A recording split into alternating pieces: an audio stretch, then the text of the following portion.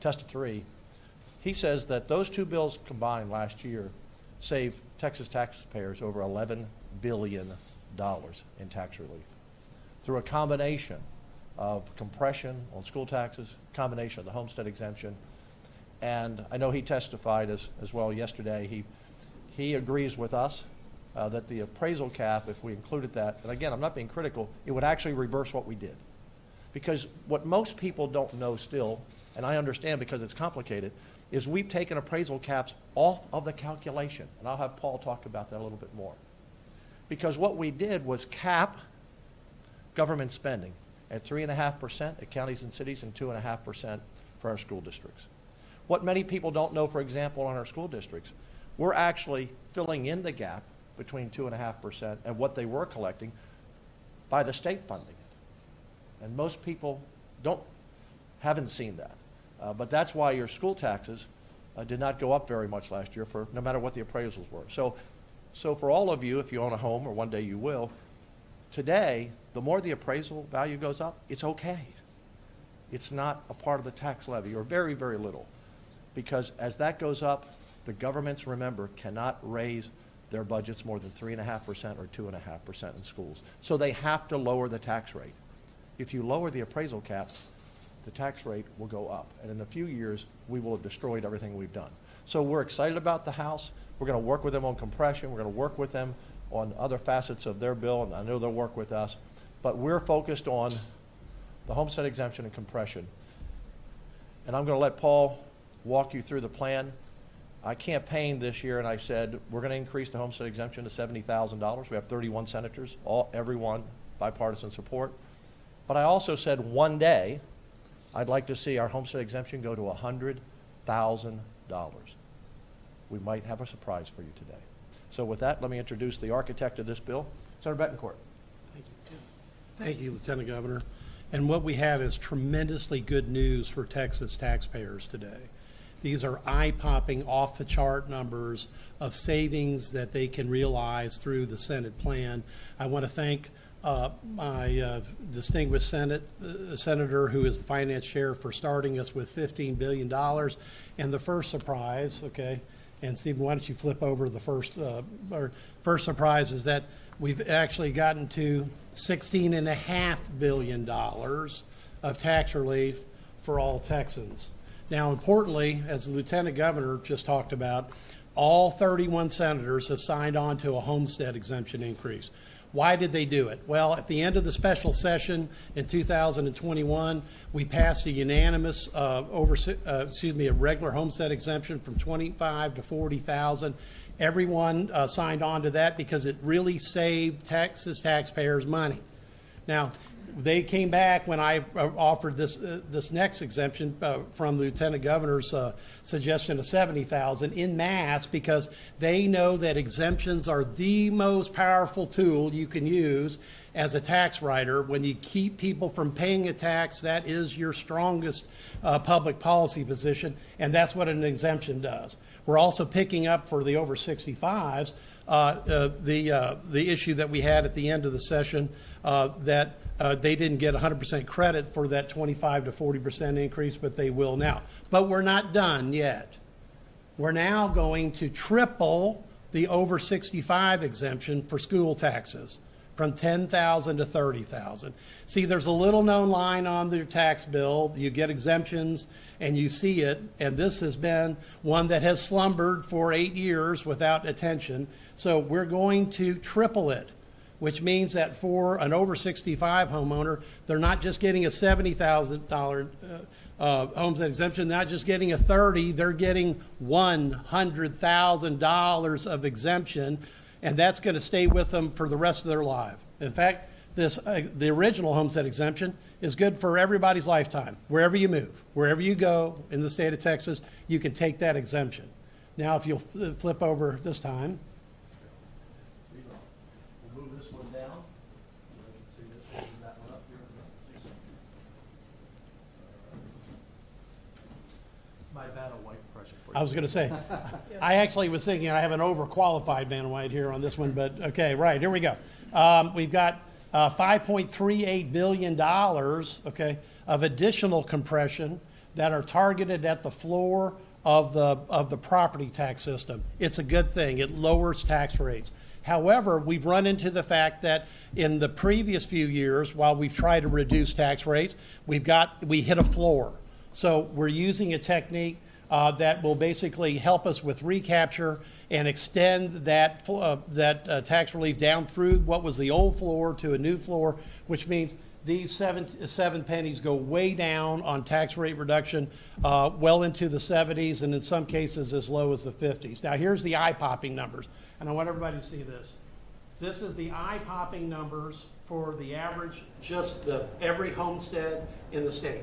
5.72 million homeowners are going to see first-year savings of $756, second-year savings of $798. But wait, we're not done yet. We're going to the over 65 exemption of over $1,000 per individual home, wherever they go, wherever they live. They're going to get this $1,033 and $1,063 on the second year. These are astonishing numbers. I've been in the tax business for, as some of you know, for over 25 years. I never thought, Lieutenant Governor, I'd ever be talking about a set of bills that would save an over 65 homestead owner over $1,000 per year. It's an astonishing number. Now, we're not done yet because we've got business taxes to do with. We've got another $1.5 billion on top of the original $15 billion that was budgeted by the finance chair and the House Appropriations chair. And with that, I want to have my colleague, new from the House, but an old friend here, Tan Parker, to talk about the business tax exemption. Thank you, Senator. Thank you. Well, great to be with you all this morning. And I want to thank the Lieutenant Governor for his leadership and Senator Bettencourt and Chair Huffman for the wonderful leadership they provided over all these financial matters for the state. Very excited to unveil today this great package to help Texas businesses.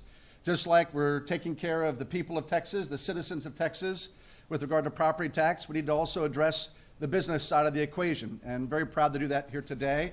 The total package of tax relief is at $1.5 billion, comprised really of two pieces. One, the business personal property tax, which we are taking that de minimis exemption, which is at $2,500 today, up to $25,000. So an extraordinary increase that will benefit so many Texas businesses. And then we hear so much from the business community about the importance of reducing the inventory tax. And in fact, we're doing that as well. So the total package, instead, is $1.5 billion. On the inventory side, we are providing $1.05 billion in relief, and it will provide a 20% reduction on your inventory tax bill. So again, very powerful, very impactful relief for Texas businesses with regard to the inventory tax. The other piece of the puzzle, the BPP, about $450 million is what we have calculated for the biennium. So just to kind of give you an overview of the package and those two particular taxes that we are attacking directly. So very exciting day for the people of Texas to hear about the relief that the leadership of the Senate under the Lieutenant Governor is bringing forward. And we look forward to working with our colleagues in the House, so many of which I've worked with for so many years, to make certain that we get this package done to support all 30 million Texans. So appreciate you all being here this morning, and I'll turn it back over to Senator Bettencourt. Good, Paul. And just to close, one more slide, if I can do this. So this is $16.5 billion of tax relief. We've talked about the elements that are here. It's important to know that we're touching every taxpayer, every homeowner, every business owner, with needed tax relief. We've listened to the cries of Texans, the cries of Texas homeowners that say, I'm being taxed out of my home, the cries of an over 65 homeowner that says, I can't stay in my home. We're listening to businesses to eliminate the nuisance tax, which is it's a tax that's actually, they spend more time on it themselves than government can collect the value of. We're also listening to major businesses and also really all size businesses. They got a problem with inventory taxes. We're listening to all Texans, and we're spending our money as wisely as we can to get the maximum tax relief possible. And this plan has eye-popping numbers because this will be permanent savings, because an exemption is permanent.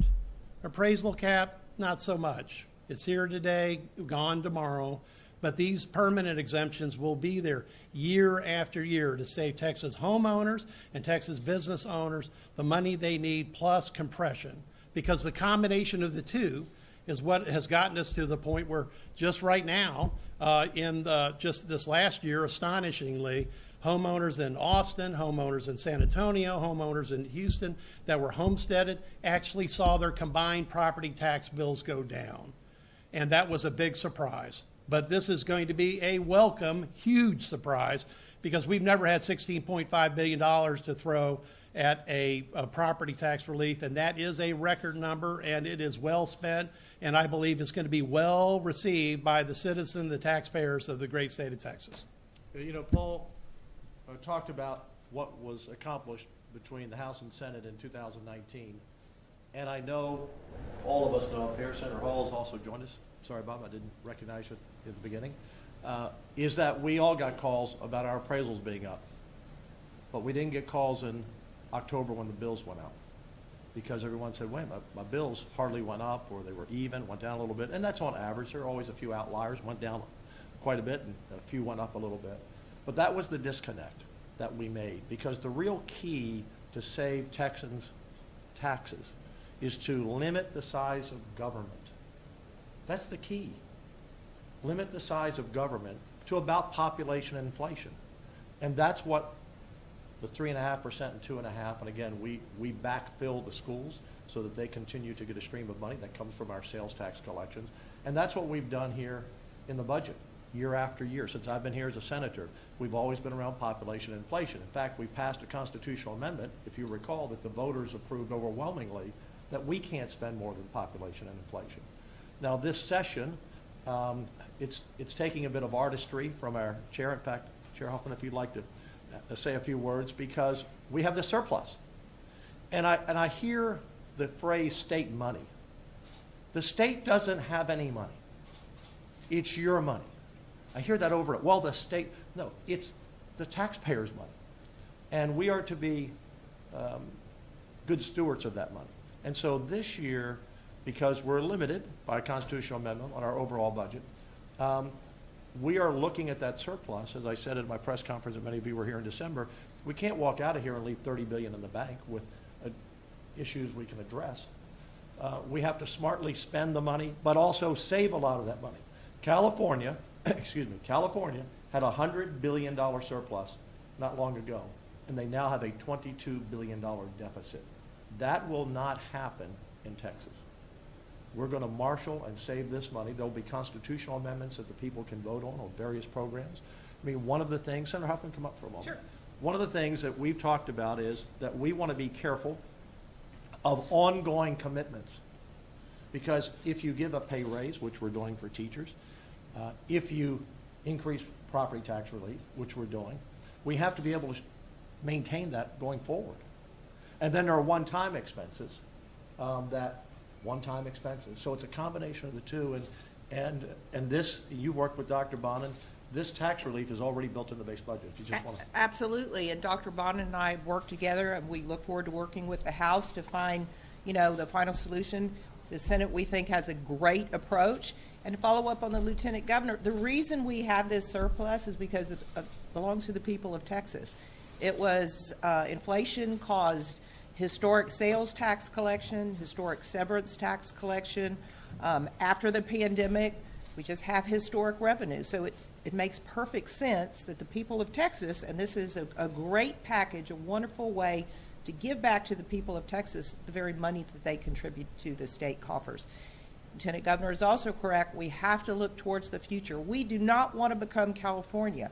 So the investments that we make with this surplus must be things that are good for all Texans, important infrastructure commitments towards it, whether it's higher ed, towards water, towards public education, items that are important to all Texans. And I know we can work together with all the great members of the Senate and with the House to come up with solutions and ideas that really work for the people of Texas.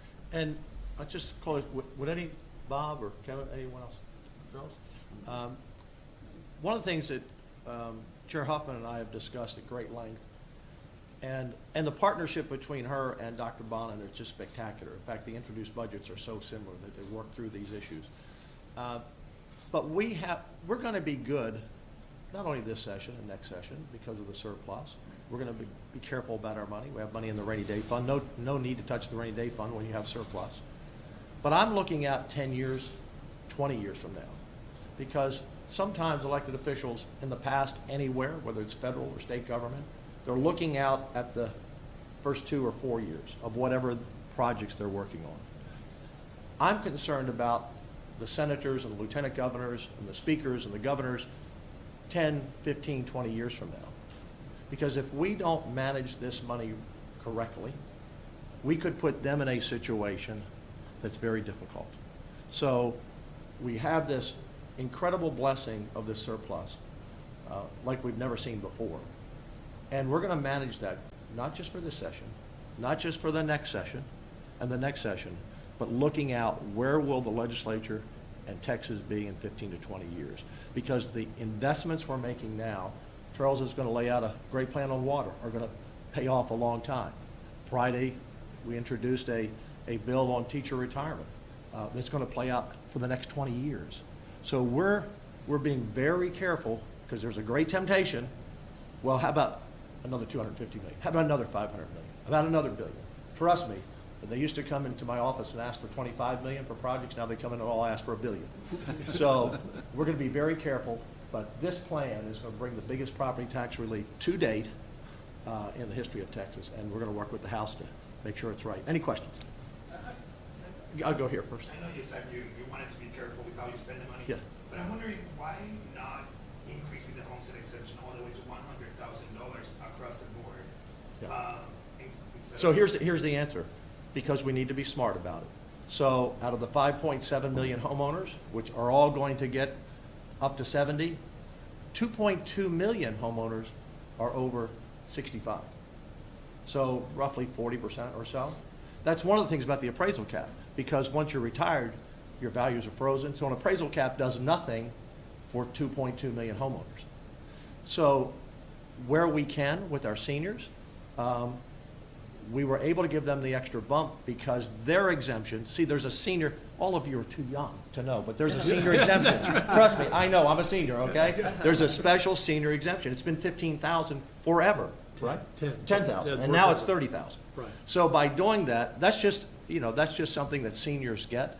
But I also intend, before I leave the Capitol, whenever that is, and hope it's a while, is to make sure every homeowner has 100,000. But the fact that we could go to 100,000 this year and go to 70 for everyone else is the work of him. Lieutenant Governor, Yeah. how do you foresee working with the House if you all do have such different ideas of how to cut property taxes? Yeah. Well, here's the great news. We both have 15, 16, 17 billion in the budget. So that's the first step. How you spend that money is the second step. And I think there was plenty of testimony yesterday from the business community, from tax experts. And look, we just know. Look, here's the bottom line. The appraisal values are not nearly as significant as they once were. They're almost non-existent in the final tax levy. And some people just don't really understand that. So no need to reduce the cap. It does nothing for seniors, and it only will allow tax rates to go up. Right now, again, if you're all city and county folks, you have to reduce, no matter how much the value goes up, you have to lower your tax rate to get to 3.5%. Once you change that appraisal, then they can start raising the rates. And then in a few years, your taxes will actually be going the opposite way. We're not going to let that happen. We're going to work with them. It's fine. We disagree on a lot of things. We always, at the end of the day, even if it takes a special session or two, come to agreement. You know? Hopefully not this year. Someone question? Yes, sir. Yeah, how do you make sure this doesn't shift the tax burden Well, what you onto took- small businesses and onto renters? Because anytime when you play with the homesteaded properties, the local governments are going to look for funding from those other sources. How Well- do we keep them from not getting blasted with higher rates to compensate for what we're doing here? Jeremy, great question. This is all school tax relief, okay? So we're getting all this benefit from school tax relief, and as both Lieutenant Governor and Chairman Huffman said, we're putting in the extra above the 2.5% rollback rate. So we're buying and making those decisions by putting our money into the school system and lowering those exemptions for just the school taxes. So we're not doing this for cities and counties. We don't have a statewide income tax, so we have to be very judicious about what we're doing. And this applies just to schools. But that's a great question. I'm glad you brought that up. And when they came in, oh, good. I just wanted to add, because I think it's easy to understand where this empties the bucket, the state's going to continue to fill up the bucket. So the Yeah. state's filling the bucket. So when it makes a hole in the bucket, the state, that's why it costs as much as it does, because the state's going to fill up the bucket, not the locals. Does that make sense? With I think it makes it taxpayer easy. money. Right. Exactly. Yeah. Right, and so we're using the homestead exemption and the over 65 exemption, the business exemption, the inventory tax credit. The state's making those decisions and paying for it, because there is no statewide tax. Now, to the Lieutenant Governor's point about an appraisal cap, you've got to understand that in Austin, I think everybody already knows values are down. So if you've got a cap that helps you when values go up, it doesn't really help you when values go down. And in Houston, we just announced that their year-to-year residential values went down. So we've got something that works regardless of whether values are up or down. This is my point. This money will be here because we're making that decision as a state to spend it in the schools, on the revenue side as well as the taxpayer side. So it's going to be here regardless of what happens to appraisals. This money is coming no matter what happens. It's not speculative that you have to have a big increase to get a break. This is money that, if passed, will be there, and it will be there every year for the rest of, for a 30-year mortgage, for 40 years, for 50 years, however long people own their home, this money will be there. Yeah, yes, okay. We'll take, I think you had a question, and they'll be the Yeah. last three. Okay, go ahead, ma'am. No, you go ahead first. Okay, thank you so much. First, I just wanted to clarify, this asterisk over here, is that the assumptions that were used to calculate those estimates? Yes, that's correct. That is the assumptions. Okay, perfect. And so then talking about that, I've talked to some folks up in the North Texas where I'm from who raise concerns about like, okay, well, there's a homestead exemption for 70K, but if my home value is going up above that threshold of 70K, then maybe I'm not going to be actually seeing a decrease on my bills or savings. How do you address those concerns with folks who maybe raise that? Well, that's a great question, and this is why homestead exemption increases are so powerful. The 15,000 exemption approved by the voters in May was the last element needed to keep the home average values in Houston, Austin, and San Antonio down last year. So we're now talking about a doubling of that of 30,000. So that's an enormous help, because that's literally, when you calculate all this out, $756 first year, $798 the second year. So again, you look at this from how much can you prevent people from paying, which is exemptions, and then how much can you help them by compressing the tax rate. And they're going to be pretty happy. I haven't seen the calculation, but we'll do it for your town, because I think they'll be very happy for at least 2 years. I'll give you that much at this time. Well, but to make that point, what you're saying is they're still worried about their values. Their cities and counties, as the values go up, they have to lower to 3.5%. So they have to bring their budget down, which means they lower the tax rate. Remember, the final tax bill you get is the value and the rate. We can't control rates. If you have an appraisal cap, the rates can go up and up and up. And so we've taken the appraisals out of the equation, and it's lowering the rate and capping the size of government. And to Senator Huffman's point about the school districts, when we first laid this out in 19, some superintendents, and I always meet with superintendents several times during the session, a group of different ones, and they said, we've been averaging growth of about 7% based on appraisals. We just, whatever the appraisal goes up, the taxes. And that's why, in the old days, that was the thinking. These are the new days. This is a different plan, capping the size of government. But they said, well, if you cut us to 2.5%, what are we going to do? We're losing 4.5%. We're paying for that from the state. So the state is stepping in and making that difference up to the school districts through growth, through sales taxes we collect, which is. But it's Lieutenant Governor's right. This is all about the growth of government. For everyone that will own a home for the next 30 or 40 years, if you slow the growth of government and its impact on tax bills, that's the only way you can impact tax bills, is by slowing the growth of government. That's the long-term change in the positions that we've all had after 20 years of fighting this problem. It was clearly obvious that we had a growth of government issue, and through all the work that the senators have all supported these bills, everybody on the stage, with the exception of the one rookie that joined from the private sector, but he supported it, was knowing that you would lower the growth of government, and by doing this now with permanent exemptions and compression, and by changing the floor on the maximum compressed rate, we can get all this tax relief to all businesses, to all homes, all across the state, in all districts. That's the key thing. That's what Senate Bill 4 does. Last two questions. And by the way, the House voted for these bills in 19, as did the Speaker when he was a member. So everyone was on the plan, and now this reversible plan, I think, is just because of some misinformation about what the caps do. Yes, and then we'll finish. That's it. Yes. Seems once upon a time the attitude of the Texas Senate toward the appraisal caps was a little different. What is the, I told you the difference. I came in thinking that was the answer, but we learned that wasn't the answer. And we also learned that the business community was afraid of a split tax roll. It also changed the values of people living on the same streets. And you don't want that's what California did. That's what New York has done. That's what New Jersey has done. And their tax rates are the highest in the country.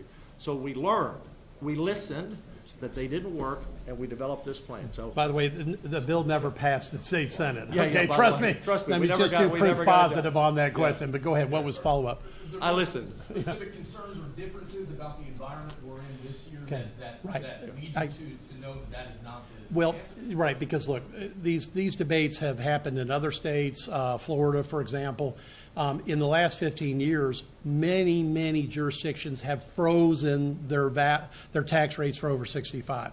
So when you freeze a tax rate, an appraisal cap can't help you, okay? And so, for example, I was in Galveston this weekend. The county freezes the over 65 values. The city freezes the over 65 values.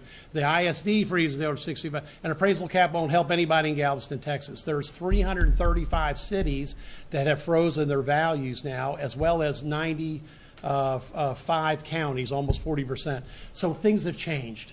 So part of it is nothing stays the same. You have to adapt and learn a better set of tools and techniques, and you have to be able to get this money to the taxpayers. And this is the best plan because it gets money directly into taxpayers.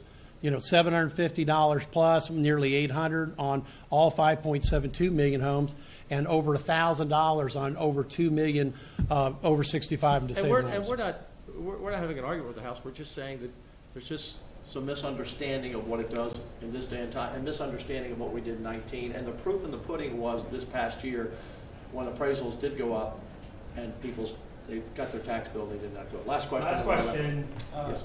Governor Greg Abbott's been calling for an increase to the business tax exemption to $100,000, but if I'm reading your board correctly, it's at $25,000. Kind of what's the line of thinking there? Well, look, for a business, what they want is tax relief. They're less picky about it, okay? And the $25,000 gets them out of spending, compliance costs on something like this. Charles, the CPA. This is going to take a half a day for somebody to fill out a depreciation schedule, file it, et cetera. So after discussions with business representatives, they would rather see it in the inventory tax credit. And That's what they asked for. Right. They wanted us to shift to that. And look, I have lots of meetings. I spent hours and hours and hours meeting with various people on these issues to hear what they say, and I listen to what they say. And at the end of the day, Dan, they asked us, and Senator Huffman, or Chairman Huffman, they said, we'd rather you put that money in the inventory tax. It impacts us. Because once the nuisance tax is gone, their big problem is inventory tax, because we're one of the highest in the nation on inventory taxation. Hey, thank you all. Look, great questions. We'll do these from time to time. I won't overwhelm you with every subject that we're passing, but we've got some big issues we're moving forward, and we look forward to coming in and visiting with you. All good questions. Thank you all very much. Thanks. Thank you. All right. Thank you all. Hey, Stephen. You leave those there for a second so we can get some shots. Yes, sir. Appreciate it.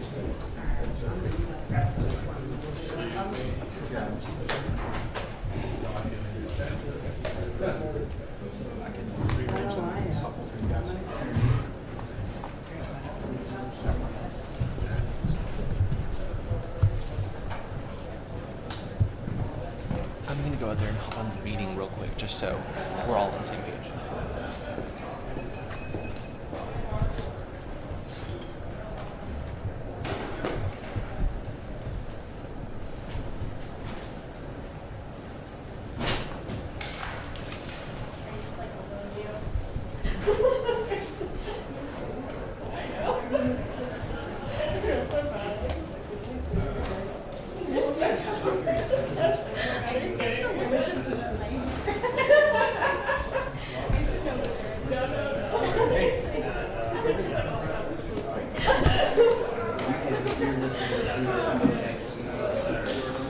Appreciate it. Of course, yeah. I love these. You never know what you're going to get. Y'all just keep us in suspense. Yeah, we're like, what's up? Okay. Oh, I'm sorry. Oh my gosh, great colors, great. Oh, thank you. Yeah, like you did spring, I did fall. Yeah, I was. Everybody's texting me, what is this about? Exactly like this this morning, and I couldn't find like a map. The warm islands. Yeah. But this is. See, I need the light.